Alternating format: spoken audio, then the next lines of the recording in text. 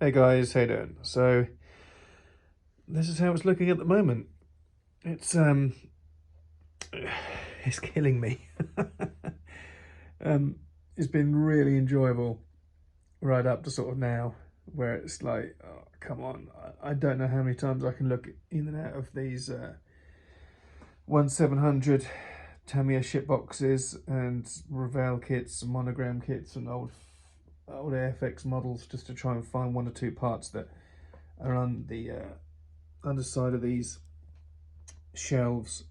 So like, it was Lee Stringer who decided to do it on his build. So he's put the shelves, or part way shelves, on his and on the side there, and they're not on any parts map or anything that anyone's found. So I'm looking on the I've copied Lee's as best I can, and he's helped me out no end, and Marvin. But there's still more to get. There's IDs that I've literally just found today. So underneath here, so there's a Ganusu. Ah, bollocks. So that's got to be, where are you? That's quite interesting. That little tab of styrene that's just fallen off, that covers this this loop here under there. It's like, it looks like a shoe. I think it's just the side of sort of the chimney or something on this on the boat, but if you can go underneath it, you can see what I mean. And on the original, I'll just glue that on now with a little bit of the old Tamiya liquid cement. If that goes on now one-handed on the camera, I'll be amazed. I'm going to stop and put that on because that's going to annoy me. Right, I've popped that back into position. And just there. But that shows you a prime example of how things fall off. And I keep moving it about and taking this bloody head off. That sort of slides forward, and I keep breaking the tabs off that hold it on inside. I keep super gluing those Perspex tabs back on, but that's fine. You can't see it once it's on. So yeah, prime example of how things are popping off it, and you look on some ref pictures and the parts are there and some aren't, and the way it's been handled and moved about it's really not surprising that things are falling off. I mean, they are stupidly small, some of these parts. I mean, these down here, I mean, look how thin these are, the width of a tweezer. So yeah, it's not surprising. But yeah, all these underside of these walls, I've used the Midway, this old kit that serves. There's a lot of the underneath here. All this wall, all this is built up from that Midway pretty much. That there's another like shoe thing there that I've used, the Organo. It shows this kit for that part, the Organo. That does have a few donor parts in it here and there, so I thought that'd be okay. And then the last one right underneath here, that's Midway again I've chosen, but again I don't know if that's right. That part's definitely right. I've ID'd that. That's from the Ganusu, I think is how you pronounce it, Ganusu, which is, where are you? It's here, that's a donor kit part, the Ganusu, that's that one. And yeah, that's what I'm left over with. But the other thing is, I'm left over with all these cool hulls of the boats, which are on the Neb B medical frigates. Am I mad enough to try and do that next? I don't know, or in the future. I've got 85% of the kits for it, and it's like, shall I? I might just build the front of it.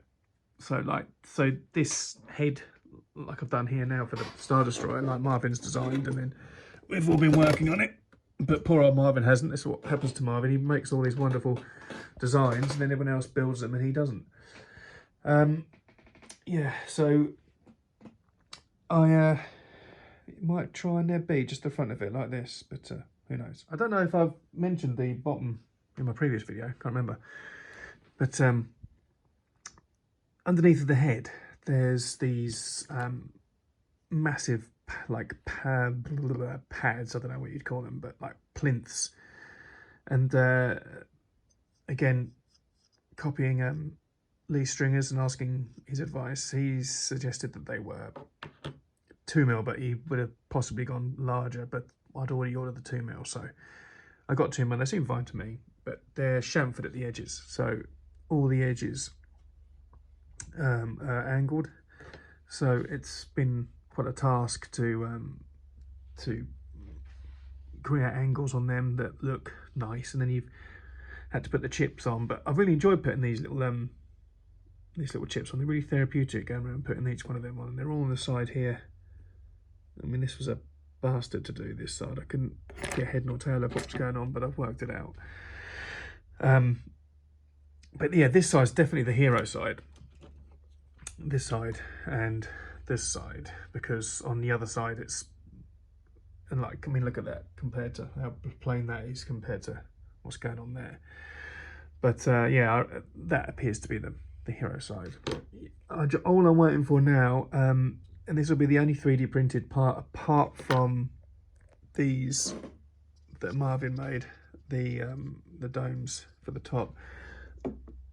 They're the ramps that sit like here, and they literally are like little kickers. They're like little, you know, little ramps that sit in these areas here. And of course, being me and rushing, I've gone ahead without those ramps and just put them on. The plinths are put on before the ramps, if that makes sense. So now when the ramps turn up, I don't know if they'll fit. But they should be right, because I've gone by kit parts. So kit parts never lie. They're always the same. So if you stick to kit parts, you should be all right. But famous last words. And I've done the back of the head on both sides as well. Yeah, I'm like 90% finished. Oh, on the back, it's horrible picking it up every time because your fingers are pinging off the kit parts. But there's a part that goes across there that my good friend Peter Lawrence is sending me, because that's literally the only part. I think it's a really rare Japanese ship kit that had a few donors on the TIE fighters and New Hope models. But I can't carry on with these styrene tees until that has arrived, because I can't place it in position, because these tees carry on going all the way up. And without the kit part, I can't get the spacing right. I could go as far as these because I had that kit part to go by, so I knew they were that far apart. And the same with the top.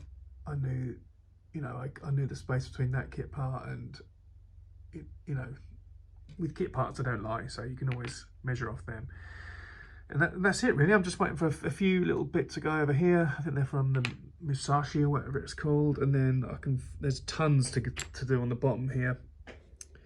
All under here, there's a massive 1/25 scale tank part there that's like one part, and it's like a 150-pound model, and I'm just like, oh Christ, I'm so close to the end. If anyone's got that, let me know. Okay, so we've finished on the top. I say I, no one else has done this. Actually, someone else has helped me. A very helpful guy called Luke Hart, and he has 3D printed from Lee's files these ramps that sit on the top. And they've come out really well. So thank you, Lee and Luke, for giving me the opportunity to use them. What else was I going to say? So in the post just now arrived a Musashi, and I've been fiddling about trying to find, hang on, I'll move this out of the way. Fiddling about trying to find the underneath section of this. I think I mentioned that in my last video, and I found that sort of boot shape thing. Right, and as soon as I open up the Musashi kit, sorry about my squeaky chair, by the way, I see the first thing that hits my vision. Where is it? Are these? here, and I think that's the right one, which is annoying. So I'm gonna have to pop that one off and put that one on. So yeah, I think that's Musashi. So another one of my IDs. So I think my total of ID work now on this is about 2. So again, thanks to the guys that have gone before me. But yeah, I just thought I'd pop that on there. So I've got the bottom of the head done, and I'm waiting on a kit to arrive so I can finish the back here, and then I'll be on to the domes. These bad boys. So thank God these have been made for me and come with the kit, because trying to make them, you know, out of styrene is the next level of complicatedness that I just couldn't do. So again, the genius work of ILM. Okay, so I'm making progress with the top. Lee Stringer designed some blocks for the top in 3D that sit, oh, is it that way around? I think it's that way around. On the top like that, and these are 3D printed. Now I've cleaned them up and sanded them as best I can. They're great and really handy, so I don't have to make them out of styrene, but the glue I'm using, CA Zappa super glue is what we usually call it here in the UK.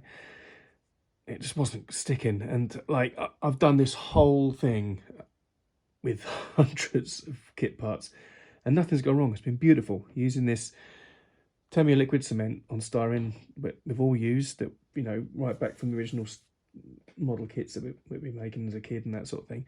All going beautifully well. As soon as I pick up the 3D stuff, the glue doesn't work. I'm like, oh, Jesus, 3D printed stuff, I detest it. It's amazing for what it does, but to work with the medium, for me personally, I really don't like using 3D resin printed stuff. It's another tool in the toolbox, and it has to be used, and it's the future of modelling and that sort of thing, and I can't be ignorant and start just thinking it's not the right way to go. Obviously this way is still my preferred way, and I hope this continues.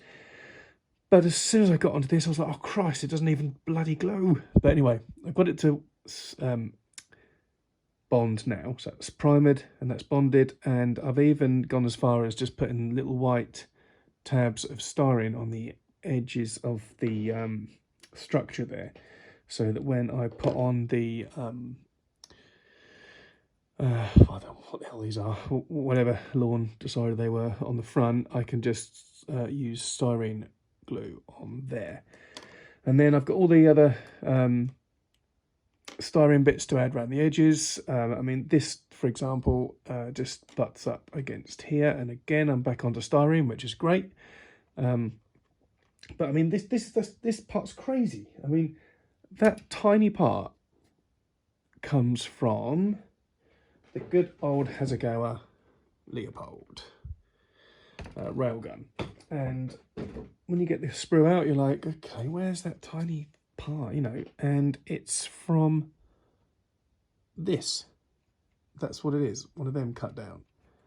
And I was like, oh God, this just like, we're almost at the end now, and I'm still having to hacksaw tiny weeny parts off the larger parts of model kits that you never thought that's where it come from. And I just saw it, and I was like, what is that from? That's a common piece that I know. I know those. Oops, I know those two holes, and it's like the brain just goes fuzzy, and then you just think, oh, hang on, that's from this, from that, and it just flows. And you start picking up a kit, and that was particularly difficult to find, that one, because the railway gun, the Leopold, especially, hasn't been used much. It's the other gun that's I can't remember the name of it now. The what's it called? The Morsecale. Yeah, that one is that's more prominently used across the ship. But yeah, so once we get these on, it's going to look pretty cool. And this bad boy on the front and the back, and then all the kit parts, and then it's done. So there we go.